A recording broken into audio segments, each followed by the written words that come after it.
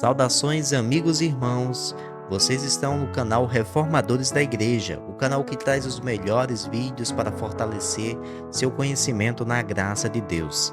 Antes de ouvir essa mensagem, eu convido você a se inscrever nesse canal e a clicar no sininho das notificações para continuar sempre ligado aqui nos novos vídeos que surgirem no canal. E agora, nós vamos assistir a mensagem de hoje. Palavras do Senhor Jesus aos seus discípulos. Mas naqueles dias, após a referida tribulação, o sol escurecerá, a lua não dará sua claridade, as estrelas cairão do firmamento e os poderes dos céus serão abalados.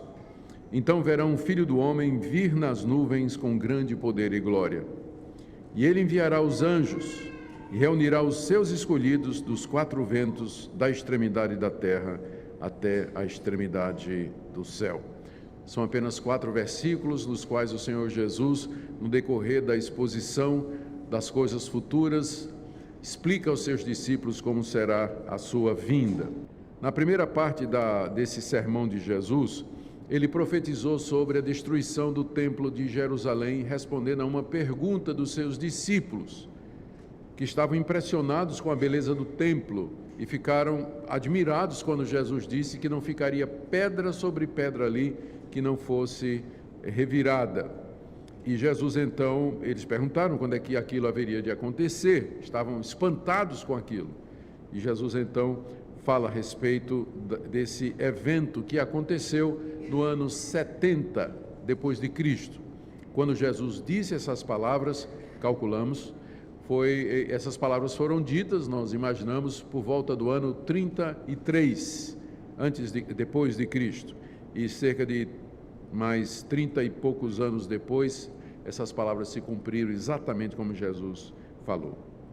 A partir daí, o Senhor Jesus começa a alertar os seus discípulos quanto ao que ele chama de princípio das dores. Seria um período marcado pelo surgimento de falsos profetas, perseguição, apostasia, que é o período entre as duas vindas de Jesus, a sua primeira vinda, que já aconteceu há 2000 anos atrás, e a sua segunda vinda, ainda no futuro incerto, a gente não sabe quando.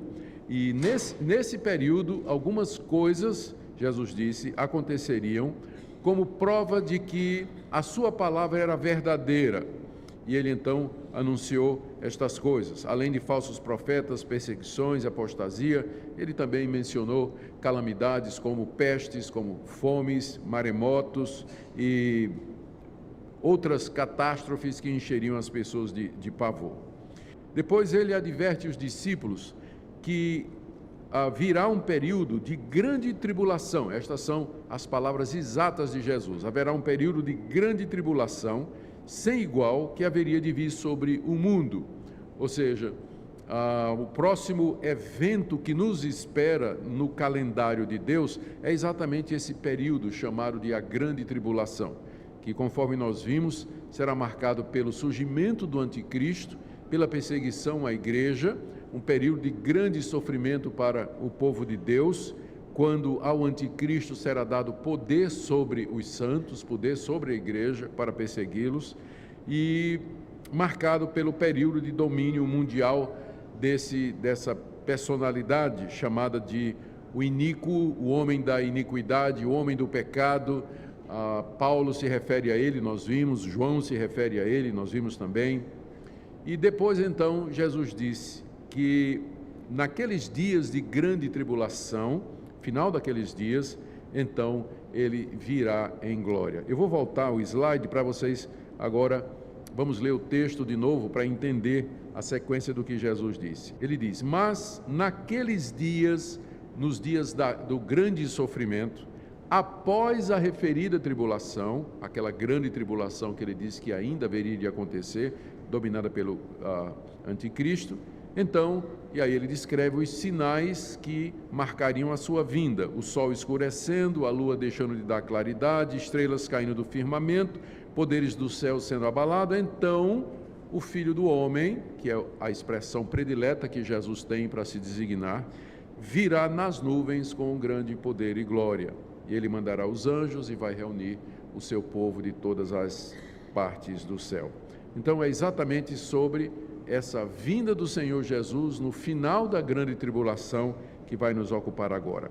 Vamos passar então para o slide introdução. Algumas coisas que nós precisamos dizer. Primeiro, o que nós temos aqui no texto que nós lemos é uma das mais extraordinárias promessas que o Senhor Jesus Cristo fez e que ainda não se cumpriu. Eu me refiro à sua vinda, quando ele prometeu que viria com as nuvens do céu em grande poder e glória. Isso ainda não aconteceu. Todas as outras coisas que ele disse aconteceu: guerra, calamidade, perseguição, ódio, apostasia, falsos profetas. Aconteceu exatamente como ele disse, mas essa ainda não aconteceu. Muitas das profecias, já dissemos, tiveram seu cumprimento. Parágrafo 3º aí.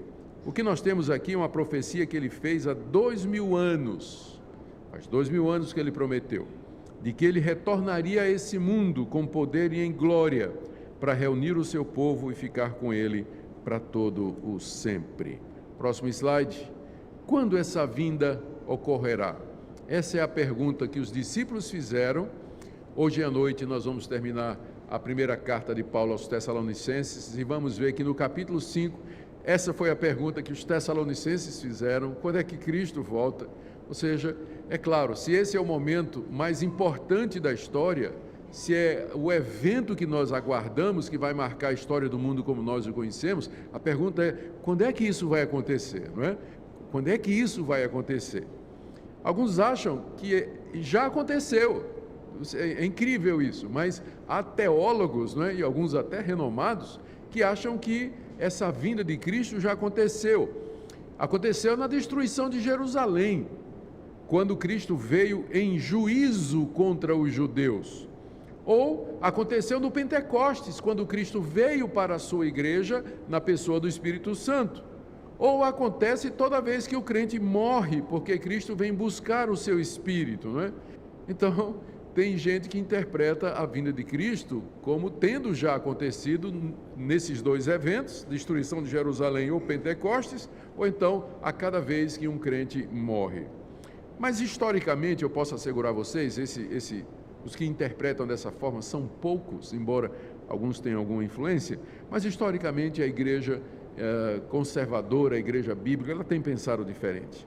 Não é que os pontos anteriores estejam necessariamente errados. De fato, Cristo veio em juízo contra Jerusalém no ano 70, quando ela foi assolada pelos romanos. E também Cristo veio à sua igreja pelo Espírito Santo no dia de Pentecostes.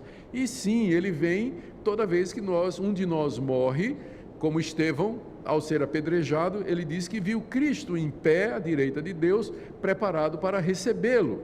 Então, toda vez que um crente morre, é como se Cristo viesse buscá-lo para estar com ele no paraíso. Mas certamente não era disso que Jesus estava falando. A sua vinda seria marcada por sinais cósmicos, seria marcada por transtornos naturais, que nós veremos, sobrenaturais, e seria pública, visível e em glória. Então, não encaixa em nenhuma dessas três possibilidades. Como eu disse, os pontos anteriores não estão necessariamente errados, porém o retorno ao qual Cristo se referiu, ele ainda é futuro. Não aconteceu nada nesses 2000 anos que a gente possa dizer, ele já veio. A exceção feita dos adventistas, que marcaram a vinda de Cristo para uma certa data, erraram na data, remarcaram a data, erraram de novo e então, para explicar, eles disseram que Cristo já voltou, mas ele veio invisível, entrou no santuário celeste para fazer a purificação, para fazer a investigação dos pecados dos crentes. Então, tirando os adventistas que acreditam que Cristo já entrou no santuário celeste invisivelmente, a cristandade no geral ainda espera a vinda de Cristo Jesus. Se você quiser conhecer um pouquinho mais a respeito do pensamento adventista sobre isso, eu fiz uma exposição aqui, uma comparação entre o adventismo e a igreja evangélica. Você pode procurar na internet, adventismo, põe o meu nome e vai aparecer lá uma exposição cerca de 1 hora e pouco, em que a gente compara o adventismo com a igreja evangélica. Então, vamos lá. Quando a vinda acontecerá? A vinda do Senhor aqui é com S maiúsculo, né? Perdão aí. A vinda do Senhor encerrará o que nós conhecemos como a era presente. O mundo que nós vivemos, a Bíblia chama esse presente mundo, ou presente século. Esse é o nome que a Bíblia dá. Quando Cristo vier, ele será terminado. Cristo trará o final da história desse mundo, com o dia do juízo. Quando ele vem, então ele vem trazendo o fim da história desse mundo, encerrando o mundo como nós o conhecemos, instalando o seu tribunal para julgar vivos e mortos, trazendo o juízo então, e o novo céu e a nova terra, onde habitam a justiça. Ele não trata disso aqui nesse sermão, mas é tratado pelo apóstolo Paulo, pelo profeta Isaías, por Pedro na sua segunda carta. E nós sabemos, já vimos, que será imediatamente após a grande tribulação. Aqui no capítulo 13, verso 24, você pode comparar com Mateus, capítulo 24, no verso 29, onde fica ainda mais claro que a vinda de Cristo será exatamente depois ou durante a grande tribulação. A verdade é que nós não sabemos a data da sua vinda, apenas temos certeza de que ele voltará. De onde vem essa certeza? É porque todas as outras coisas que ele falou se cumpriram exatamente como ele disse. Há 2000 anos atrás, vivendo debaixo do Império Romano, quando o mundo estava em paz, embora forçada pelo Império Romano, quando Jesus era apenas um profeta judeu rejeitado pelo seu próprio povo, com 12 seguidores, a maioria de pescadores, gente sem relevância para a sociedade, ele, acossado no alto do Monte das Oliveiras, ele disse coisas do tipo assim: um dia o mundo todo vai ouvir quem eu sou.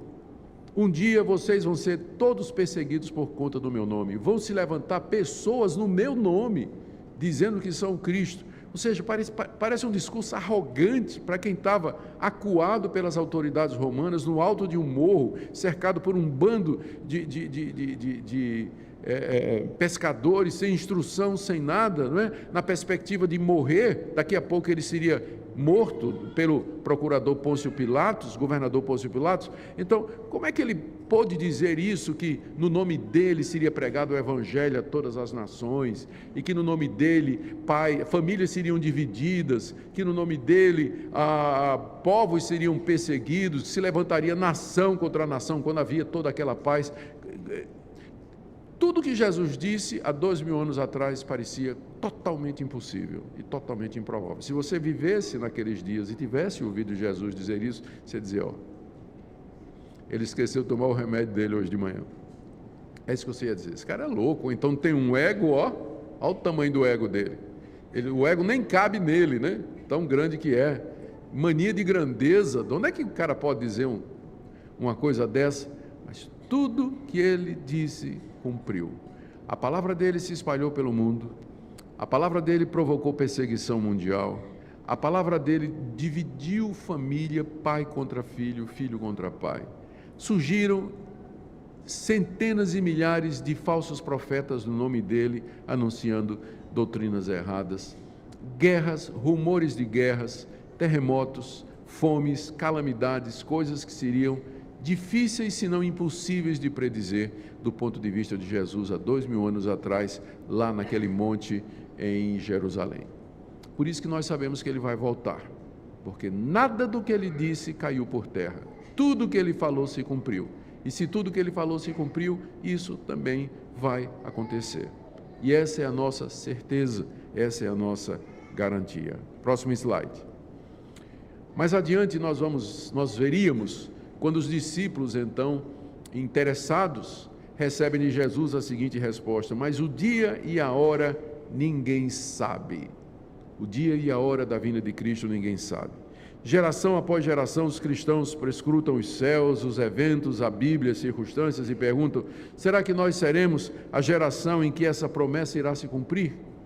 Toda geração de cristãos, desde o primeiro século até o dia de hoje, vive na expectativa de ser aquela geração que verá a vinda de Cristo com poder e glória. O próprio apóstolo Paulo, quando ele escreve as suas cartas e ele fala sobre a vinda de Cristo, ele diz assim: então nós, os que ficarmos vivos, ele se inclui, ele tinha essa expectativa de que já na época dele, nos dias dele, o Senhor Jesus haveria de voltar. E também, é claro, a igreja tem debatido historicamente como esse retorno haverá de acontecer. Será depois de 1 milênio aqui na Terra, 1000 anos de paz e prosperidade, onde a igreja conquistará o mundo? Essa posição é chamada de pós-milenista, porque diz que Cristo virá pós-milênio. Essa posição diz que o mundo vai ser evangelizado pela igreja, o mundo todo vai se converter. Então, quando houver muita paz e muita tranquilidade, o mundo todo estiver cristianizado, Cristo vem para um mundo tranquilo, para uma igreja que o recebe de braços abertos e assim por diante. Alguns dizem que será antes do milênio, que quando Cristo, são os pré-milenistas, que quando Cristo voltar, ele vai inaugurar 1000 anos aqui nesse mundo de paz e de tranquilidade, reinando a partir de Jerusalém. Outros acham que não há milênio nenhum em termos materiais, não é? Em termos físicos, 1000 anos literais, mas que o milênio se refere a um tempo indeterminado, em que Cristo reina, são chamados os amilenistas, nos quais eu me incluo. E há alguns que dizem que Cristo virá em 2 etapas, geralmente são os pré-milenistas, que Cristo virá silenciosamente para arrebatar a igreja, vem o período da grande tribulação e depois Cristo vem em glória para começar o milênio. Então, tem gente boa em todos os lados do debate. Você vai encontrar gente preparada, que defende uma posição, que defende outra e tudo mais. Por isso que nós apenas podemos assegurar uma coisa com certeza. Todos esses irmãos aqui, eles confessam a mesma coisa. Ele vai voltar. Se depois do milênio, se antes do milênio, se de maneira invisível, depois visível, não é? O ponto é que ele haverá de voltar. A posição da nossa igreja, Igreja Presbiteriana do Brasil, é maiormente por conta da Confissão de Fé de Westminster, ela é basicamente amilenista, ou seja, Cristo já reina e o milênio ele é de natureza espiritual no coração dos crentes e no domínio de Deus sobre todas as coisas, fazendo-as concorrer para o fim que ele já tem determinado. Mas nós recebemos com alegria, irmãos pré-milenistas também, escatologia não é motivo para que nós nos dividamos ou para que nós entremos em disputa, mas o ponto central é o dia e a hora ninguém sabe, o que a gente sabe é que ele virá em glória. Conclusão, o que é que nós podemos aprender fechando? Vocês já perceberam que a vinda do Senhor é o evento mais importante a se realizar ainda no calendário de Deus. A sua importância se deve ao fato do que ela representa. A vinda de Cristo representa a vindicação da igreja. A igreja será justificada diante do mundo. O mundo então nos verá como nós somos. A vinda de Cristo representa o julgamento do mundo e dos anjos, representa o encerramento da era presente e a inauguração do estado eterno. Outra coisa que nós aprendemos, não se pode predizer a data. Eu não sei se você alguma vez esteve debaixo do ministério de algum falso profeta que marcou data. Espero que você fuja, que é cilada. Não fica não, é cilada. Nós não sabemos o dia da vinda do Senhor. Outra coisa que nós aprendemos será numa etapa apenas, visível, universal, pública, trazendo juízo. Quinto, aprendemos que o ensino sobre a vinda do Senhor deve gerar expectativa perene no coração dos cristãos. E deve, por último, gerar alegria e regozijo e não a frustração dos planos. Eu perguntaria para algumas pessoas aqui, se queria que Cristo voltasse hoje? Eu tenho certeza que eu vou ouvir a resposta, pastor, não, o meu casamento é daqui a 2 semanas. Pastor, não, eu estou acabando de comprar um apartamento, pastor. Pastor, não, eu acabei de conquistar aquela menina que eu namorei desde o ginásio, escola, e ela aceitou. Eu não quero que Jesus venha agora. Se Jesus vier agora, vai estragar os meus planos. Tenho certeza que se eu perguntasse hoje, aqui, se todo mundo gostaria que Jesus viesse hoje, eu tenho certeza que alguns, talvez até digam assim, sim, né? Mas assim, com a dorzinha no coração, porque os seus planos estão frustrados. Mas, na verdade, se isso está acontecendo com você, quem sabe que hoje de manhã Deus está lhe chamando para que você reflita sobre isso. A vinda do Senhor Jesus é o dia da glória, da consumação, é o momento esperado, é o fim do plano da redenção, é o clímax, é o ápice de tudo aquilo que Deus planejou, é o momento do encontro com Ele, da glória, de prazeres e delícias que superam em muito qualquer prazer, felicidade ou recompensa que você imagina ter aqui nesse mundo. Por isso que nós devemos orar a última oração do livro de Apocalipse e com ela a última oração da Bíblia: Maranata, vem, Senhor Jesus. Amém? Amados irmãos, muito obrigado por ter acompanhado mais um vídeo aqui no canal Reformadores da Igreja. Que alegria poder tê-lo por aqui. E nós queremos aproveitar para convidá-lo a inscrever-se aqui no nosso canal, deixar aquele like também. Isso nos ajuda muito para que o YouTube possa divulgar esse tipo de conteúdo para mais pessoas aqui dentro da plataforma. E claro, você também é convidado a compartilhar esse vídeo enviando o link dele para mais pessoas nas suas redes sociais, no Facebook, no WhatsApp, enviando talvez no grupo da sua igreja ou da sua família, para que mais pessoas venham a conhecer esse projeto que tem como objetivo aqui postar esses pequenos trechos, esses cortes aqui de pregações que você pode assistir também na íntegra, clicando aqui abaixo no link que nós deixamos sempre na descrição do vídeo, onde tem a pregação completa. Você será levado até o canal oficial do Reverendo Nicodemos, já que esse não é o canal oficial dele, e lá você pode assistir a mensagem na íntegra, completa, e poder também ser abençoado por temas tão importantes como esse, que fala sobre o maior evento, né, que nós cristãos aguardamos, a volta do Senhor Jesus. Nós sabemos que o Senhor, quando ascendeu aos céus, deixou a promessa que viria para estabelecer o seu reino por completo, para que viesse buscar a sua igreja, para que nós pudéssemos desfrutar com ele do seu reino. E essa é a esperança de todo crente, é que o Senhor voltará, seja para ressuscitar os mortos ou transformar os vivos, de acordo com como for a nossa condição nesse momento, e podermos estar com ele. E ele também não só falou disso, mas nos deu alguns eventos, alguns sinais de que a sua volta estaria perto, já que ele não deu uma data, não há uma data definida. Ele disse que nem ele mesmo sabe, apenas o Pai sabe. E embora nós não saibamos de certeza essa data, e ninguém pode afirmar a data, mas há sinais se cumprindo, há sinais acontecendo, e nós, é claro, precisamos nos manter vigilantes, observando tudo que acontece ao nosso redor e estarmos preparados para esse grande dia, esse grande momento. Eu convido você a continuar conosco, assista o vídeo que está aparecendo agora na tela, clique para que você seja levado e assista essa mensagem tão impactante da palavra de Deus que está aparecendo agora na tela.